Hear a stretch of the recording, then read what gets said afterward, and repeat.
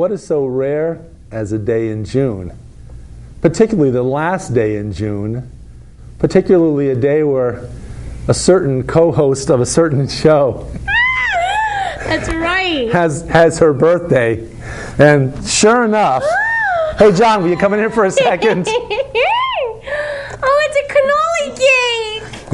Thank you. Now, I don't eat cannolis. At least I don't eat them as much as I'd like, probably, but got a cannoli for the birthday girl, and a cannoli for our guest, and a cannoli for John. Hey, should we eat those now or after? We can eat them while we're talking. All right. I mean, we are in a cannoli shop after all. Should I? Actually. Yeah. No, just grab one. You can bring them back. Yeah, you can grab one. Would you like yours now, Tanya? No, thank you. Oh, okay. Then I guess it's just you and me, David. Or we could save it. All right. We could. Sounds good. Great, thank you. Oh, welcome to Progressive Soup. Thank you.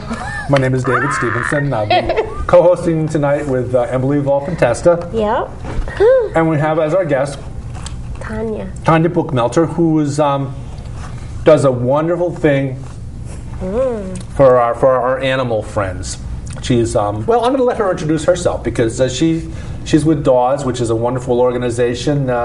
And if Lilith at my house is watching, she came from DAWS in Bethel. And Tanya, who are you? And more importantly, what brought you to where you are today? What's your background? Well, first and foremost, I am a volunteer. That is by nature what I do and love the most about being with Danbury Animal Welfare Society.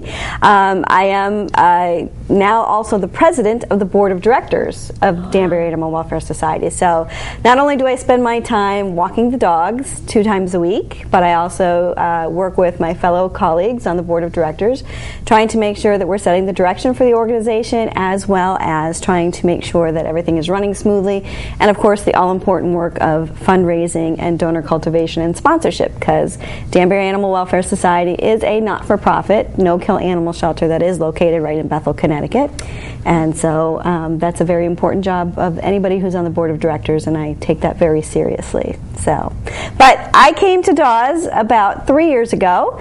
I started in 2011 because when my husband and I first moved to Connecticut, we came to Connecticut with a small family that included a dog and a cat, and the memory of our other cat that who had passed away a couple of years prior to that. And about a year after coming to Connecticut, unfortunately our dog had to be put to sleep. She was very old and had lived a very good long life, but unfortunately, you know, her quality of life had been suffering, so we had to put her to sleep. And unfortunately, after moving to Connecticut, life got far more hectic. So, husband and I... Seems to. It seems to be a hectic state for some reason, doesn't it? An incredibly hectic place. So, husband and I both out of the house anywhere from 12 to 13 hours a day, and you can't really have a dog in that type of environment. So, unfortunately, couldn't have a dog. And after about 5 years of dealing with having no dog greeting you at the door when you came home, I simply couldn't stand it anymore. And I said, I have to do something that will allow me to have a dog in my life somehow. And I looked up, found DAWS online. I knew DAWS existed, but I didn't really know if they had volunteer opportunities, and looked, and sure enough they did. Filled out an application, hit the send button, and I haven't looked back since. So since 2011, I've been going on Tuesdays and Saturdays, where I go and I spend time with the animals. I walk the dogs, socialize the dogs, train the dogs. I also work as at community outreach events when we have events in the community for adoption and things of that nature, and I do those. And then last year was asked to be part of the board of directors and join the board of directors, and this year I'm now the president. So that's kind of my backstory on being with DAWS. Excellent. So what does the board of directors do?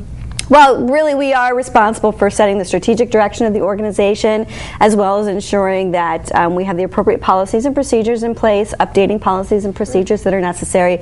And the primary responsibility, obviously, like I said, is fundraising, donor cultivation, donor sponsorship, because we are a not-for-profit animal shelter, so we do rely on the kindness and generosity of donors and sponsors who, you know, provide us with funding that we need to be able to do the job that we do day in and day out, making a difference in the lives of animals. So that's what I spend a lot of time doing. So it's a full-time job in addition to my current full-time job that already, you know, takes up. Well, you may not have it on the screen, but it's easy to remember. DAWS.org, DAWS, Danbury Animal Welfare Society. .org, because it's a nonprofit. Easy to remember. We don't need to put it up there. You'll remember that, all of you. Yeah. So, well, I know. I'm in the Italian club in Danbury, and I know that a member, his name's Anthony Ferraro, but he's part of DAWS. Oh, yes. And he says they're setting up a tent. You're setting up a tent and bringing dogs to our festival we're having in August. Yes, we do a lot of community outreach programs where we go, people invite us on a number of occasions to go to adoption events or just events that they have where they're trying to promote various organizations. We do partner with folks like Petco when they have their adoption events. We have a lot of other local organizations or vendors who like to invite us in and have us there to promote our shelter as well as bring people into their stores. So we do a lot of that in the community to try to make sure that we're having the opportunity to not only spread the word of what we do in the community, educate people on the importance of spay and neutering, which is incredibly important and part of the reason why we are in existence, but then also to try to promote our adoptable animals, our beautiful dogs and our cats that we have at our shelter, and try to make sure that people consider adoption first before purchasing an animal, because there are so many animals who are homeless, who need forever homes, and that's what our primary focus is, to try to get that out there. I'm glad you mentioned spaying and neutering. Yes. Very important because, well, Walter, if you're out there, our cat Walter spayed. And long story short, we didn't know when we got Walter when she was about 2 months old. And apparently we thought Walter was a he and named him Walter. And we thought that, we found out that sometimes the male stuff, the gems, so to speak, don't descend in male cats until they're like 5 or 6 months old. It's about the time Walter was 5 or 6 months old, we realized Walter wasn't a Walter. But at any rate, so DAWS did the spaying procedure on Walter, and very reasonably priced. It's a great job. They care much more, in my opinion, than maybe not than other doctors that do the same thing, but I think DAWS, the volunteers in DAWS, I think their heart is really in what they do. They have folks that we have folks that come in and like for an hour or an hour and a half or 2 hours, will actually walk a dog, play with a cat, just to keep them feeling worthwhile until they're actually adopted? Well, yeah, so the organization itself is, we have a very small but dedicated staff that is there day in and day out, responsible for the upkeep of the shelter, making sure it's a clean and healthy environment for our animals, medicating and feeding the animals, and then we have a great clinic that does those types of things, the spaying and neutering, not only for our own animals and providing better than shelter medicine for our own animals, but also offering low-cost spay and neuter and low-cost veterinary services for the community as well, so that we can try to make sure that we are promoting the reduction of animal overpopulation through spaying and neutering. But then on top of that, we do have about 120 or so volunteers throughout our organization. We amazing. It keeps growing. We certainly need more. We always need more volunteers. And at night, we have our open house hours every Monday through Friday from 6 to 8 p.m.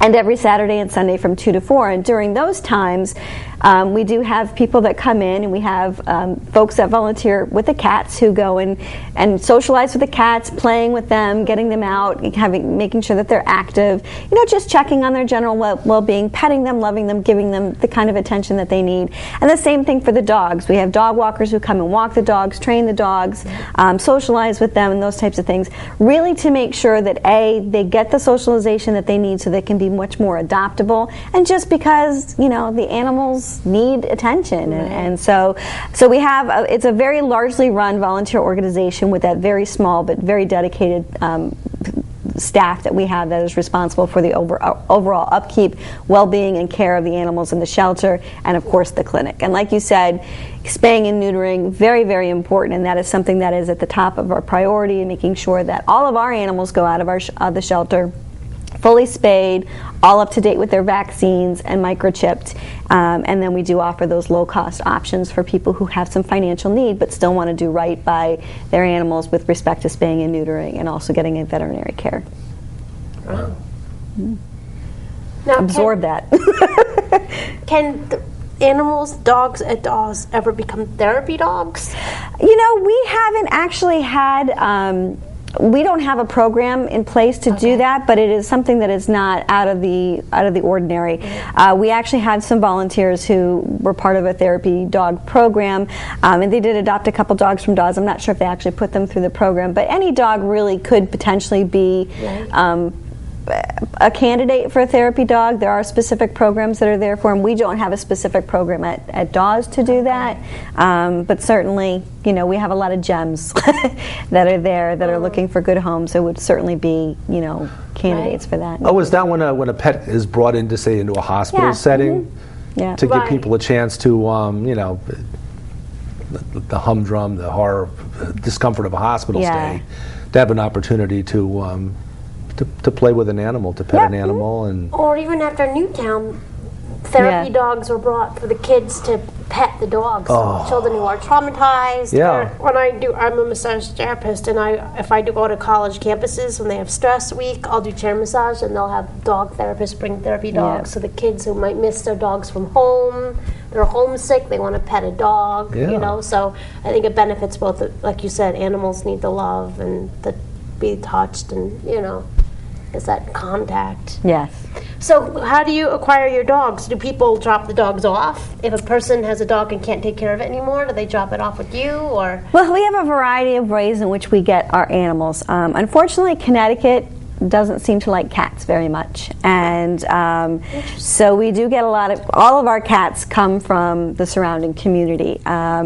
I was trying to bring a kitten on the show today, but unfortunately, because of the time frame, wasn't able to do that. But sadly, last Wednesday we had our board of directors meeting, and we were there well past the shelter was closed. And when we walked out, there was a little box, and in the box was a little kitten. So people will surrender their cats through, you know, the normal processes that we have in place, because we do take in surrender. So they will often call us and they will say we need to surrender the cat for whatever reason, and we do, you know, have a list of people, and we take in cats depending upon, you know, their health and whether or not we can accommodate them in the shelter.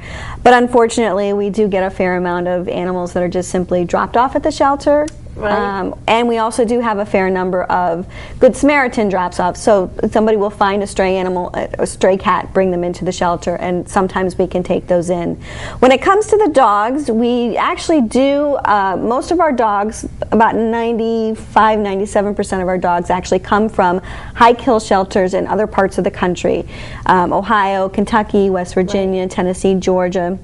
Places where animal welfare really is not to the same extent that it is up here, and they don't really have the same respect and care for animals. So we get most of our dogs from those high kill shelters. We have relationships with them, and we do bring them up to Connecticut and give them the chance for a place to stay until they find their forever homes. We also do in-state rescue as well, so we will go to some of the local pounds in the area if we see that there is an adoptable dog that we can bring in, and we will have in-state rescue. And then also we do support folks with surrender, so oftentimes, you know, people will try to surrender their dogs as well, so we will work with that. But primarily the dogs come from the different high kill shelters throughout the country. The cats come from around the area.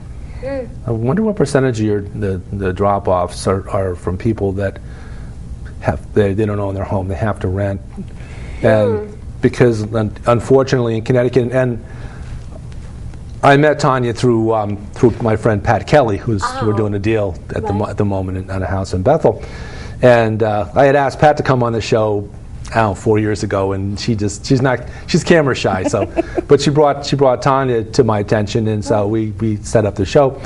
But a lot of landlords are not pet friendly. They will not. There's only two things in Connecticut you can discriminate against as a landlord: pets and smokers. That's pretty much it.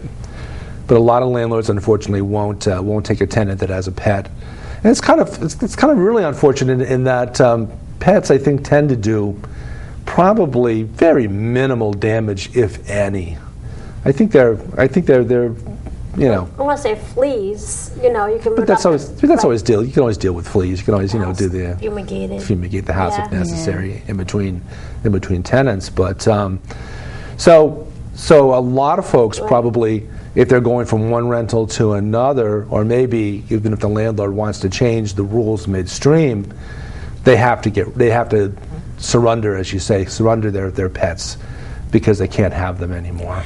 We don't really know. I mean, unfortunately, when somebody just puts a cat in a box and sends it out and puts it in front of us, we have no idea what's going on from that situation. Those people that do call us and make arrangements for surrenders, obviously, we'll have that background story on them. But it's a variety of reasons. I mean, unfortunately, many people do not spay and neuter their animals, especially the cats. And when you don't, and you let them walk, then there's the potential that they're going to. And right now it's kitten season, so it's the big breeding season. We've got tons of kittens and things like that that are out there. So that's why we try very hard to make sure that we promote spay and neuter and responsible pet guardianship, because we don't want to have those situations where animals are being abandoned by their owners for one reason or another, whatever the reason might be. And you find there's certain kind of dogs that don't get adopted, like pit bulls or Dobermans, or dogs that are traditionally thought of as violent? Well, it really truly depends. I mean, everybody has their own taste. Certainly a lot of many of the shelters are often full of those of the pit bulls and animals like that. We have a broad mix. We work very, very closely with the shelters with whom we collaborate to bring our dogs in. We have an idea of what kind of animals do seem to go better, in this, but we do a very good job of kind of having a mix of animals, and they're all mixed breeds, so it's a bag of tricks that you're getting, so you don't really know. But we don't discriminate. We do realize that pit bulls are a little bit harder to adopt out, and some of the other breeds are a little bit harder to adopt out. So we will try to balance our mix of dogs to do our best to make sure that we get them in and out as quickly as possible, because our job is to make sure that we're promoting responsible pet guardianship and that we're finding forever homes for these animals. So we don't want to bring animals in that are going to stay in our shelter for weeks, months on end, because our goal is to try to get as many animals into loving families as possible. So we try to make sure we're very carefully balancing our mix of what we have in the shelter at one time. I'm going to put a good word in for pit bulls and Dobermans and the like. I've met a lot of them, and they tend to be just as nice dogs. I mean, they in fact they have to be trained really to be bad, to be vicious. I mean, they've got the tools, obviously. Like a pit bull has the jaws that once they lock onto your arm or your leg or whatever, they don't let go. But they're just can be just as nice as any other breed of Every dog. animal is just as nice. It really is about training. It's about how they're raised. It's about the activity level, the making sure that they get the exercise that they need. We actually have an entire spot on our website that's dedicated to the myths of pit bulls, because they really get a bad rap. Right, exactly. So any animal can be dangerous. And every animal has the capacity to be a complete love. So we really try to prevent as much of the breed discrimination as possible, because we don't believe in the breed discrimination. We don't believe that there is one breed that is just destined to be dangerous. So I think it's good educating the public too, exposing, if you bring the dogs out and people are able to see them and see that they're not all dangerous, and you're all capable of loving every animal, I think that's good. So educating the public. It's all about education. It is all about education. Anything in life's about education, learning, and kind of taking a step back from preconceived notions and questioning your own beliefs and your own things that you've been told, and find out for yourself. Open up your mind and learn a little something.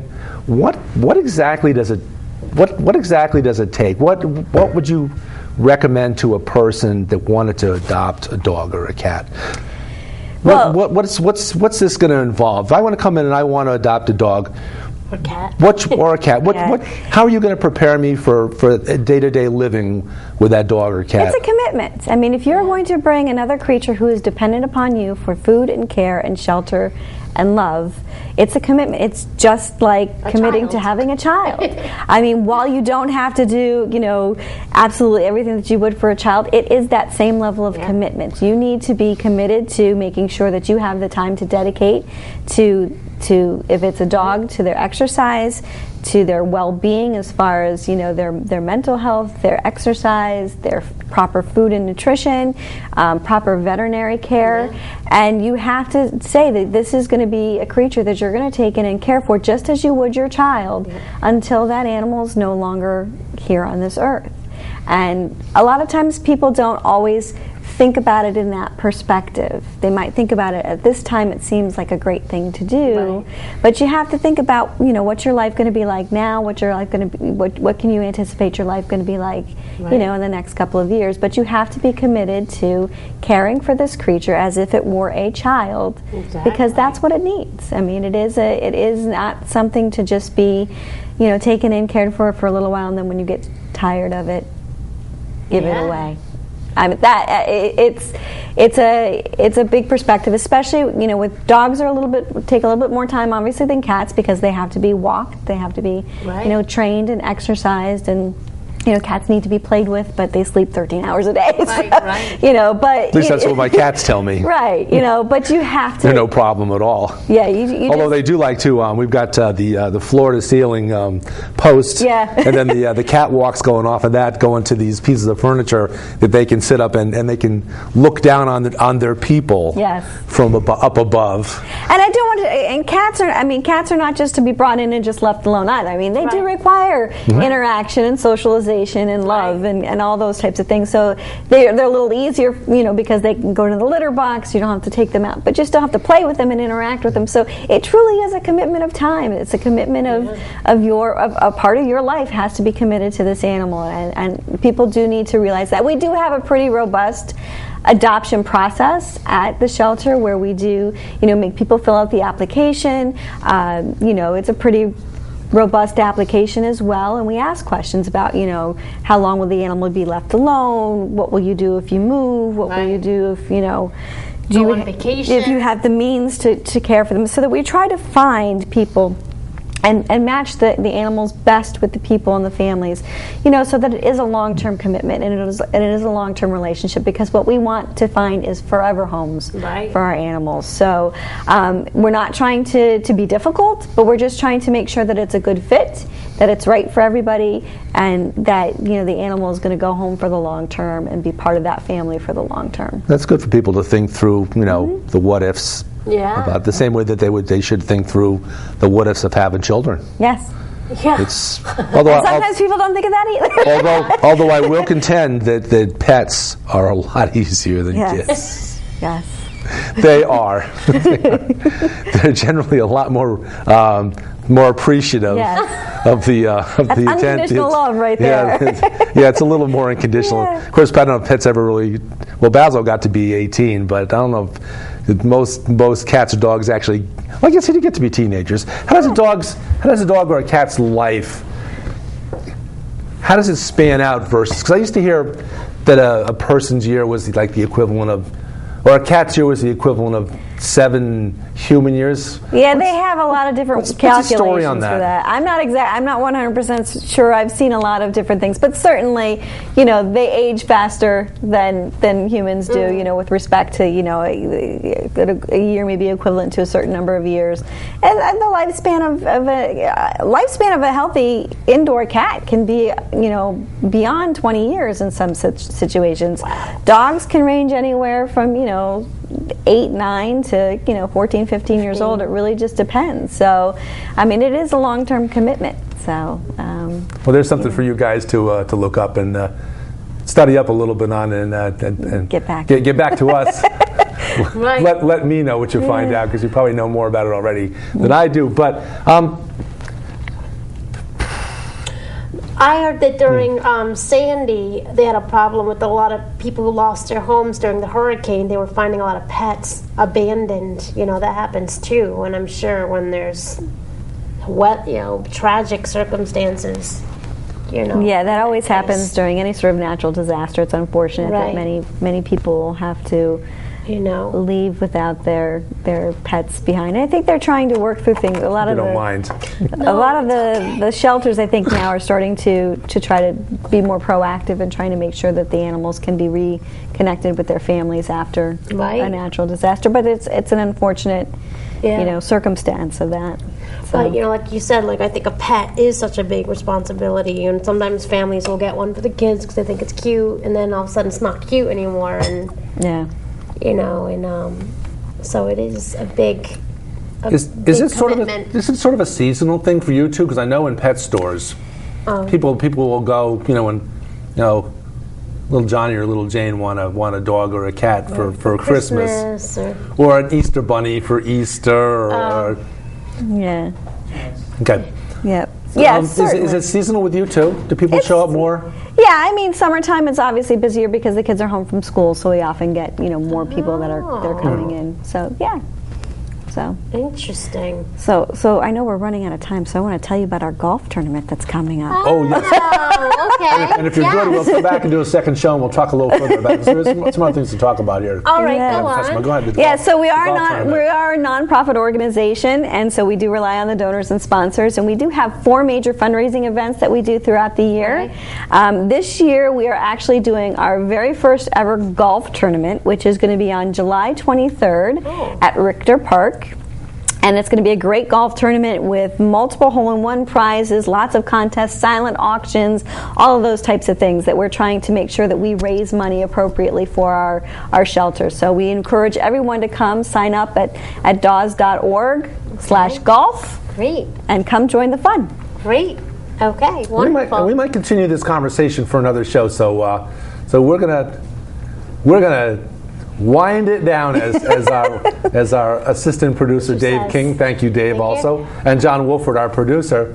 So thank you for joining us, and we'll be back in the miracle of modern television in a couple more minutes, or actually in almost a full day as the show airs Wednesday 9:30 and Thursday at noon 30. Great.